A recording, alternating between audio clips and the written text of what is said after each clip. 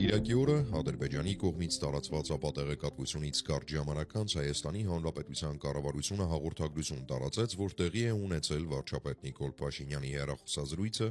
Իրանի Իսլամական Հանրապետության նախագահ Մասուդ Փեզեշքյանի հետ։ Հաղորդագրության մեջ ասվում է մեջբերեմ. Վարչապետն Իրանի Իսլամական Հանրապետության նախագահին տեղեկացրել է Հայաստանի եւ Ադրբեջանի միջև խաղաղության եւ միջպետական հարաբերությունների հաստատման մասին համաձայնագրի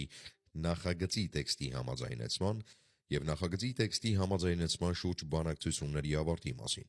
Հաղորդագրության մեջ նաեւ նշվում է, որ զրուցակիցները քննարկել են նաեւ տարածաշրջանային եւ Հայաստան-Իրան երկկողմ հարաբերություններին վերաբերող այլ հարցեր։ Ավելի ուշ Իրանի նախագահի պաշտոնական կայքում հայտարարություն տարածվեց, որում ասվում էր. մեջբերեմ.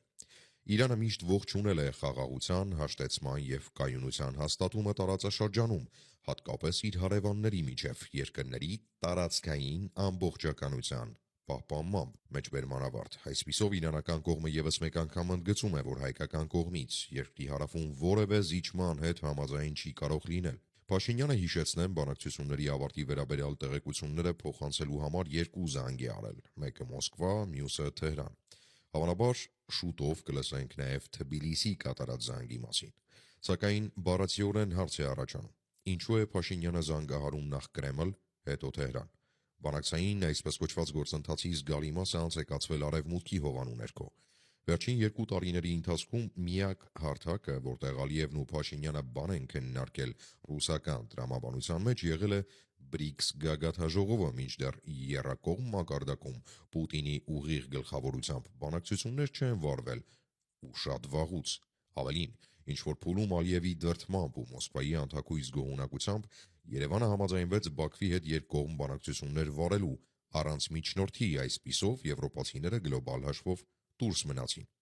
Ինչն էլ կանխատեսում էինք, առանց այդ միջնորդի Ալիևը խոշոր հաշվով բանակցություններում ստացավ իր համար ցանկալի արդյունք ու առավելություն։ Խաղաղության պայմանագրի վերջին 2 կետերը, որոնց շուրջ կողմերը չէին կարողանում ձեռք բերել համաձայնություն, բավարարվեց հայկական կողմից ու Ադրբեջանը այստեղ եւս ստացավ ցանկալի լուծում, ցավոք։ Հիմա եւս մեկ հարց. ինչու է Փաշինյանը ուղիղ զանգում Մոսկվա ու Թեհրան, որոնք ամենաքիչն են ներգրավված եղել գործընթացում եւ չի զանգահարում օրինակ Փարիզ կամ Վաշինգտոն։ Արդյոք իրականում ստեղծված էր իմիտացիա, որ բանակցությունները անց են կացվում արևմուտքի հովանու ներքո, իսկ իրականում խորքային առումով դրանք անց էին կացվում Մոսկվայի հովանու ներքո։ Ինչու է սա կարևոր, կասեք դուք։ Կարևոր է հասկանալու, որ հաջորդ փուլում չստեղծվի պատրանք, թե Հայաստանի Հանրապետությունը գնում է դեպի եվրոպական ինտեգրացիա եւ դուրս է թողնում Ռուսաստանին տարածաշրջանից։ Գոնե թե Մոսկվա կատարած Փաշինյանի զանգից հետո այս եվրոպական բեմականացումը ինձ թվում է արդեն անհավատալի։ Առավել եւս, որ Նիկոլ Փաշինյանը ամեն ինչից զատ համաձայնվել է մայիսի 9-ին մասնակցել հաղթանակի շքերթին Կարմիր հրապարակում։ Ավելին, Հայաստանի Եվրամիությանը անդամակցելու հայտի աղմուկ հանած օրինագծի քննարկումը իբրև տեխնիկական պատճառներով հետաձգվեց։ Եվրոպական ընթացքի համար պայքարողները սկզբում պնդում էին, թե իրականում խնդիրը խորք չունի, իրապես տեխնիկական է հարցը, սակայն հնդածս հասկացան, որ Փաշինյանի համար Եվրամիության անդամակցության հարցը ոչ թե գաղափարական կամ արժեհամակարգային, այլ մեծամասամբ քաղաքական առևտրի հարց է, ոչ ավել։